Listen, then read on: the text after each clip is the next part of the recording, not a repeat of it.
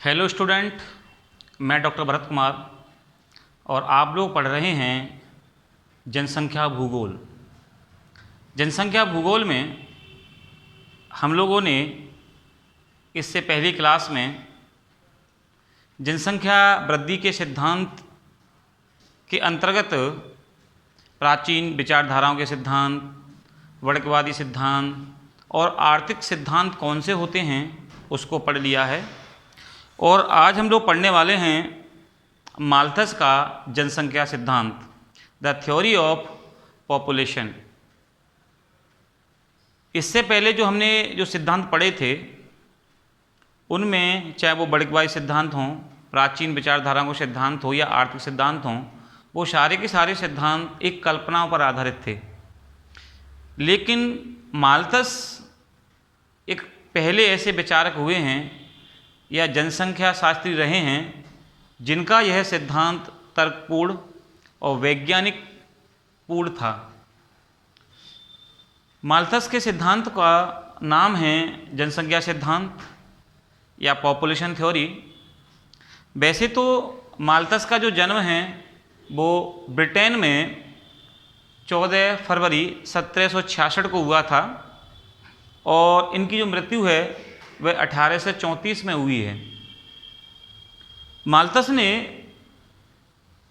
अपने जीवन काल में जनसंख्या से संबंधित सिद्धांत दिए हैं या उन पर काम किया है। जनसंख्या सिद्धांत में इनका पहला लेख 1798 में छपा था, जिसका नाम था an essay on principle of population. An essay on principle of population. यह माल्थस का एक शोध पत्रिका में छपा हुआ पेपर था और इसमें इन्होंने समझाने का प्रयास किया कि जनसंख्या वृद्धि और उस जनसंख्या वृद्धि के लिए जिस भोजन की आवश्यकता होती है उन दोनों में सीधा संबंध होता है। इन्होंने कहा कि इस धरती के ऊपर एक तो जनसंख्या बढ़ रही है और जनसंख्या जब बढ़ती है तो जनसंख्या अपने खाने के लिए भोजन भी उगाती है या कृषि कार्य करती है और उस भोजन के उत्पादन में वृद्धि करती है। इसीलिए भोजन के उत्पादन में और जनसंख्या में दोनों में सीधा संबंध होता है। एक कहावत है या हम कह सकते हैं कि जैसे जैसे जनसंख्या बढ़ती है, जनसंख्या के लिए भोजन की आवश्यकता होती है और भोजन भी मानव अपने अनुसार धीमे धीमे उसको बढ़ाता जाता है। अगर हम लोग बात करेंगे माल्थस की, तो माल्थस ने कहा है कि प्रकृति की सेज सीमित अतिथियों के लिए लगी है और जो अतिथि बिना निमंत्रण के आएगा उसे भूखा मरना पड़ेगा।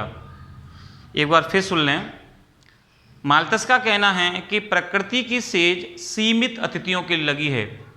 सीमित का मतलब है कि हमारी जो पृथ्वी है इसके ऊपर एक निश्चित मात्रा में ही लोग रह सकते हैं और उनके खाने के लिए जो भोजन है वो भी एक निश्चित मात्रा में है। तो प्रकृति की सेज सीमित अतिथियों के लिए लगी है। जो अतिथि बिना निमंत्रण के आएगा उसे भूखा मरना पड़ेगा। यानी कि अगर जनसंख्या ज़्यादा बढ़ जाती है तो उस जनसंख्या को क्या होगा, भूखा मरना पड़ेगा। इसी के अलावा एक कहावत है कि जनसंख्या अगर यूं ही बढ़ती जाएगी तो एक दिन ऐसा आएगा कि मानव को रहने के लिए ना तो घर मिलेगा और ना खाने के लिए भोजन।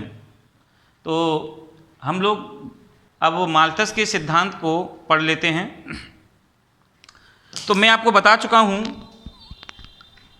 कि माल्थस का एक प्रकाशित हुआ था पेपर 1798 में, जिसका नाम था an essay on principle of population 1798 में।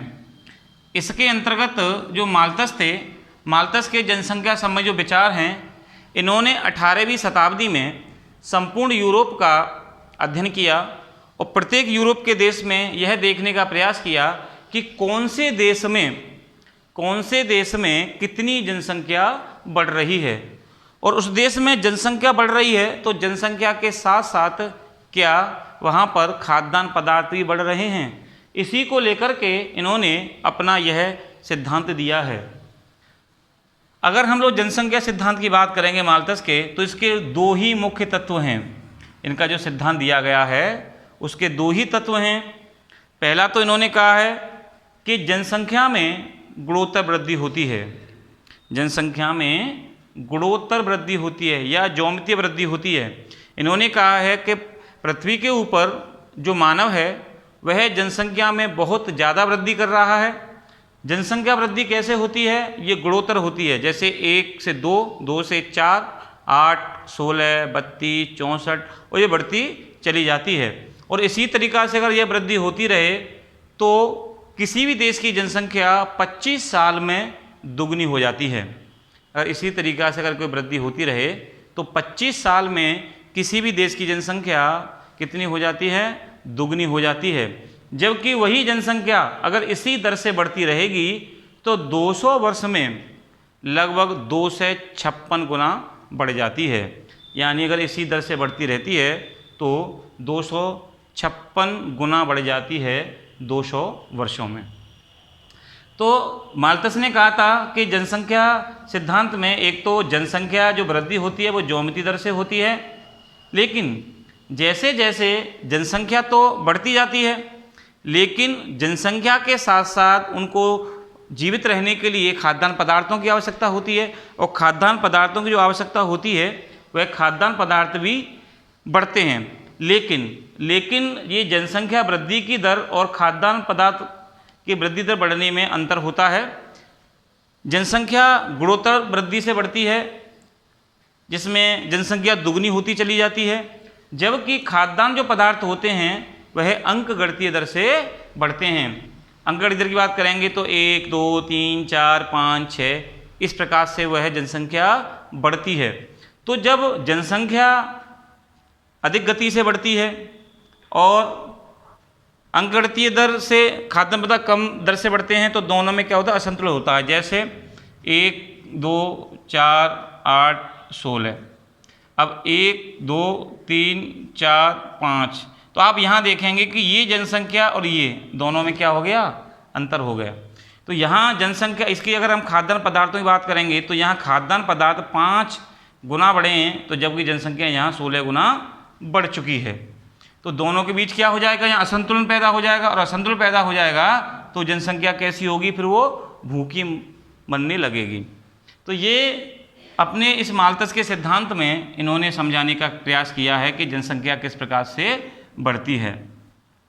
लेकिन जनसंख्या को इन्होंने नियंत्रण करने के कुछ उपाय भी बताए हैं। तो इन्होंने कहा है कि जो जनसंख्या बढ़ती है उस जनसंख्या को 2 प्रकार से नियंत्रित होता है या नियंत्रित किया जा सकता है। इन्होंने कहा है कि एक तो होते हैं कृत्रिम उपाय। कृत्रिम उपाय में क्या होता है कि यह मानव के हाथ में होते हैं और मानव चाहे तो अपने अनुसार ही वो जनसंख्या को कंट्रोल कर सकता है या नियंत्रित कर सकता है। इन्होंने कहा है कि अगर मानव ब्रह्मचार्य जीवन अपनाए, संयम बरते, तो भी जनसंख्या को नियंत्रित किया जा सकता है। तो इन्होंने इनको एक रूप से कृत्रिम उपाय बताया है कि कृत्रिम उपाय को इस प्रकार से हम लोग प्रयोग कर सकते हैं और जनसंख्या को नियंत्रित किया जा सकता है। इसी में अगला है प्राकृतिक नियंत्रण। प्राकृतिक नियंत्रण का मतलब होता है कि माल्थस ने कहा है कि जब मानव अपने आप को नियंत्रित नहीं करता है तो फिर उसको प्रकृति नियंत्रित कर देती है। क्योंकि जब जनसंख्या ज़्यादा बढ़ जाती है, मानव ज़्यादा से ज़्यादा प्राकृतिक संसाधनों का दोहन करता है, तो ऐसे में प्रकृति क्या करती है? उसे संतुलित बना देती है। प्रकृति कैसे संतुलित बनाएगी? जैसे प्लेग जैसी बीमारियों का फैलना, महामारी, जैसे वर्तमान में अगर आप लोग देखेंगे इस समय जो कोरोना है या कोविड है तो एक महामारी का उदाहरण है। तो बाढ़ आना, भूकंप आना, ज्वालामुखी, सूखा, भूस्खलन, बहुत सारी प्राकृतिक आपदाएं होती हैं। तो ये प्राकृतिक आपदाएं क्या करती हैं कि बढ़ती हुई जनसंख्या को नियंत्रण कर लेती हैं। तो इस प्रकार से जनसंख्या नियंत्रण के दो उपाय हो सकते हैं, इसमें कृत्रिम उपाय और दूसरा इसी में है प्राकृतिक उपाय है। इसी में अगर हम लोग बात करेंगे तो ये तो रहा माल्थस का सिद्धांत, लेकिन माल्थस ने जो बातें कही हैं क्या वे 100% सही हैं, हाँ या ना? तो हम कहेंगे नहीं। तो इनकी कुछ आलोचनाएं भी की गई हैं या इनके कुछ जो सिद्धांत है उसमें कुछ कमियां भी निकाली गई हैं। पहला है अवास्तविक मान्यताएं। अवास्तविक मान्यताएं, इसका मतलब ये होता है कि माल्थस के द्वारा जो सिद्धांत दिया गया है, इस सिद्धांत में इन्होंने जो मान्यताएं मानी हैं कि जनसंख्या में गुणोत्तर वृद्धि होती है या खाद्यान्न पदार्थों में अंकगणितीय वृद्धि होती है, ये वास्तविक मान्यता नहीं है, या ऐसा नहीं है कि जनसंख्या जो 1, 2, 4, 8, 16, 32 की दर से बढ़ती है और किसी देश में 25 साल में जनसंख्या दुगुनी हो जाती है। तो ये एक फिक्स मानक नहीं है। किसी देश में जनसंख्या 25 से कम में भी दुगुनी हो सकती है या किसी देश में जनसंख्या 50 साल में दुगुनी हो सकती है। तो इसकी मान्यता कैसी है? अवास्तविक हैं। दूसरा इसकी आलोचना है काल्पनिक वृद्धि दर।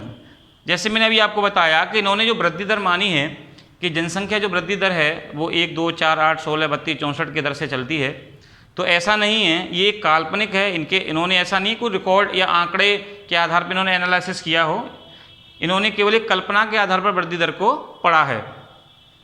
इसी में है जनसंख्या वृद्धि दर हानिकारक नहीं है, यानी कि आप यहाँ ये देखेंगे इनकी जो मुख्य आलोचना यहाँ की गई है कि जनसंख्या वृद्धि दर हानिकारक नहीं है। मैं आपको बता दूं कि किसी भी देश में जनसंख्या कितनी होनी चाहिए यह निर्भर करता है वहाँ के संसाधनों के ऊपर।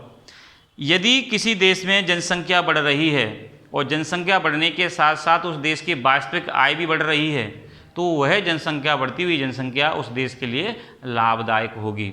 और यदि किसी देश में जनसंख्या बढ़ने से वहाँ की आय कम हो जाती है तो वह जनसंख्या उसके लिए हानिकारक होगी। लेकिन यहाँ पे तो माल्थस ने बढ़ती जनसंख्या को हानिकारक ही बताया है, तो इसीलिए आलोचक कहते हैं कि बढ़ती हुई जनसंख्या हमेशा हानिकारक नहीं होती है। इसी में कहा इसने कृत्रिम नियंत्रण अव्यावहारिक है। जैसा कि माल्थस कह रहा है कि जनसंख्या को जो नियंत्रण है वो कृत्रिम तरीके से या प्राकृतिक तरीके से होता है, तो जो कृत्रिम नियंत्रण का है वो अव्यावहारिक है। किसी व्यक्ति से हम लोग ज़्यादा ज़बरदस्ती नहीं कर सकते हैं कि वो किन उपायों को जनसंख्या नियंत्रण के लिए अपनाए, ब्रह्मचार्य जीवन जिए या स्वयं बरते। तो ये भी क्या है कि एक अव्यावहारिक हैं। लास्ट में है इसकी आलोचना, वो है सिद्धांत सर्वव्यापी नहीं है। सर्वव्यापी का मतलब होता है कि यह जो सिद्धांत है वो प्रत्येक देश में मान्य नहीं है, या प्रत्येक देश इस प्रकार से वृद्धि दर और खाद्यान्न उत्पाद दर पर लागू नहीं होता है। तो इसलिए जो जनसंख्या सिद्धांत है उसकी आलोचना भी की गई हैं। हालांकि ये बात सही है कि प्राचीन समय में जो सबसे पहला सिद्धांत दिया था आंकड़ों के सहित वो माल्थस का ही था, और माल्थस ने पूर्ण रूप से प्रयास किया था कि जनसंख्या वृद्धि कैसे बढ़ती है और कैसे इसको नियंत्रित किया जा सकता है। तो ये रहा माल्थस का जनसंख्यावादी सिद्धांत। और इस टॉपिक के बाद में कल हम लोग पढ़ेंगे एक नया टॉपिक जिसका नाम होगा कार्ल मार्क्स का जनसंख्या सिद्धांत। Thank you.